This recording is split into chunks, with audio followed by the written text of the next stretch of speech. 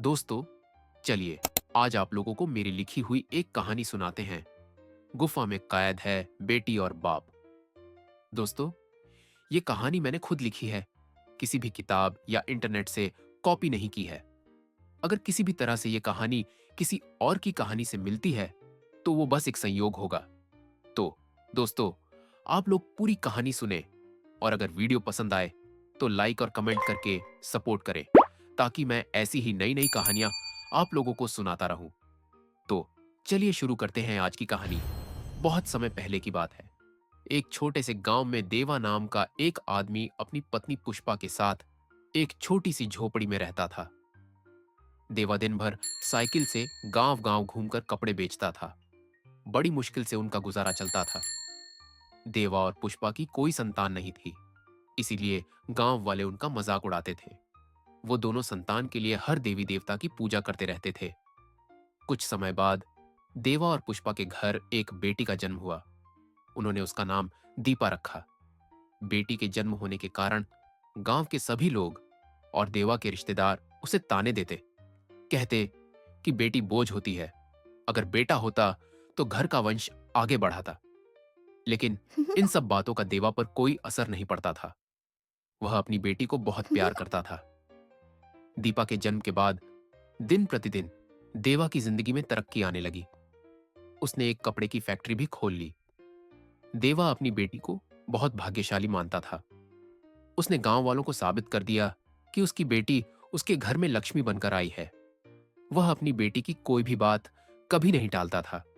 दीपा के 7वें जन्मदिन पर देवा अपनी बेटी, पत्नी और कुछ रिश्तेदारों को लेकर जंगल में पिकनिक मनाने गया। जब सब लोग पिकनिक मना रहे थे, तभी दीपा ने देखा कि कुछ साधु एक पहाड़ की ओर जा रहे हैं। वह उन साधुओं से पूछती है, आप लोग कहां जा रहे हैं? तब उनमें से एक साधु कहता है, बेटी, उस पहाड़ के ऊपर एक रहस्यमयी गुफा है जिसमें पहाड़ी देव का वास है। हम सब वहीं जा रहे हैं।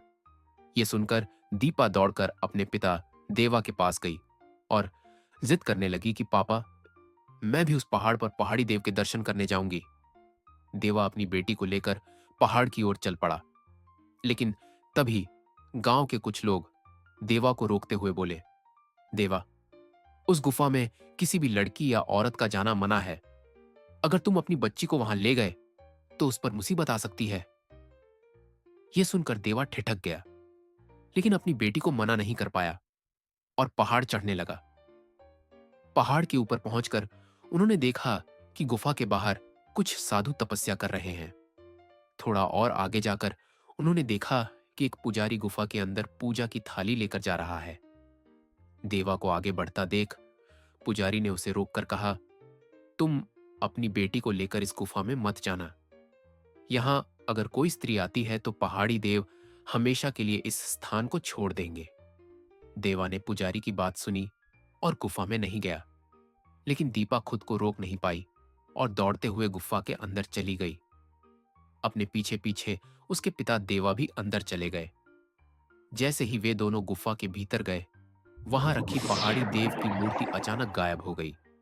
उसी समय गुफा का दरवाजा एक विशाल पत्थर से बंद हो गया और देवा, दीपा और वह पुजारी तीनों हमेशा के लिए गुफा में कैद हो गए। गांव वालों ने उस पत्थर को हटाने की बहुत कोशिश की, लेकिन आज तक कोई उसे हिला भी नहीं पाया। कई लोगों का मानना है कि श्राप के कारण आज भी देवा, दीपा और वो पुजारी उस गुफा के अंदर जीवित हैं। आज भी लोग उस पहाड़ पर जाते हैं और गुफा के बंद दरवाजे के बाहर से ही दर्शन करके लौट आते हैं। तो दोस्तों, आपको ये कहानी कैसी लगी? कमेंट में जरूर बताइए। और अगर आप मेरी लिखी हुई और कहानियां सुनना चाहते हैं तो चैनल को सब्सक्राइब कर लीजिए। हम बहुत जल्द एक नई कहानी लेकर आएंगे।